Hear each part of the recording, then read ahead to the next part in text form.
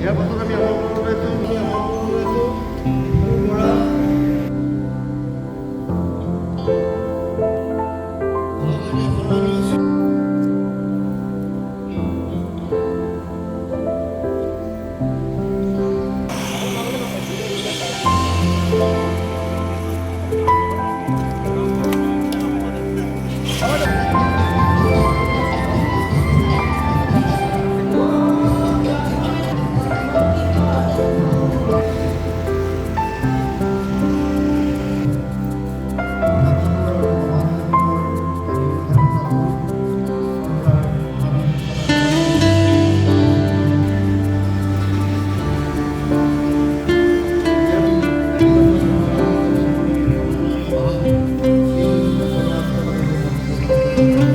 ক'বলগীয়ানো কিটো আছে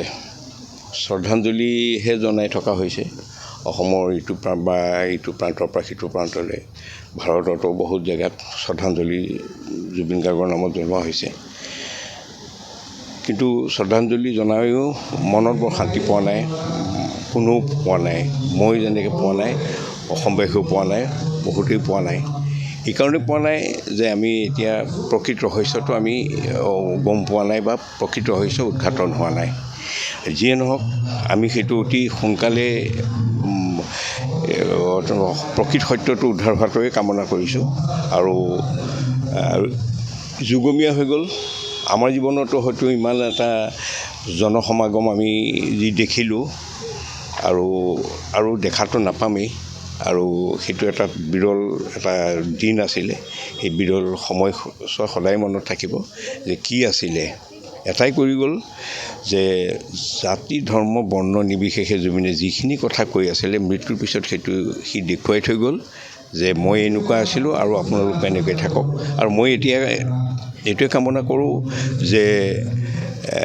বিশেষকৈ অসমবাসী ৰাইজে এই জাতি ধৰ্ম বৰ্ণ নিৰ্বিশেষে যিখিনি আমাৰ একতাৰ দোলেৰে বান্ধ খোৱা নিচিনা হ'ল আৰু সেইটো সদায় অব্যাহত থাকক তেতিয়া জুবিনৰ আত্মাই শান্তি পাব সেইটোৱে মই ভাবোঁ তদন্তৰ ক্ষেত্ৰত কিছু আগবাঢ়িছে বুলি শুনি আছোঁ তেতিয়া নিতে প্ৰতিদিনেই সলনি হৈ গৈ আছে তদন্তৰ হেৰিবিলাক সলনি হৈ গৈছে যোৱাকালি যিটো আছিলে তাৰ আগদিনাখন সেইটো নাই আজি বা কি ওলায় গতিকে তদন্তটো সেই বস্তুটো মানে অতি তদন্তটো ৰহস্যঘন হৈ পৰিছে গতিকে সেইটোত আমি বাহিৰত থকা মানুহ তদন্তটো ইমান ৰহস্য হৈ যোৱাটোহে বৰ জটিল এটা বিষয় হৈ পৰিছে সোনকালে উচিত সত্যটো বিচাৰিছোঁ আমি মুখ্যমন্ত্ৰী মহোদয় যিহেতু গোটেই বিষয়বস্তুটো মানে চোৱা চিতা কৰি আছে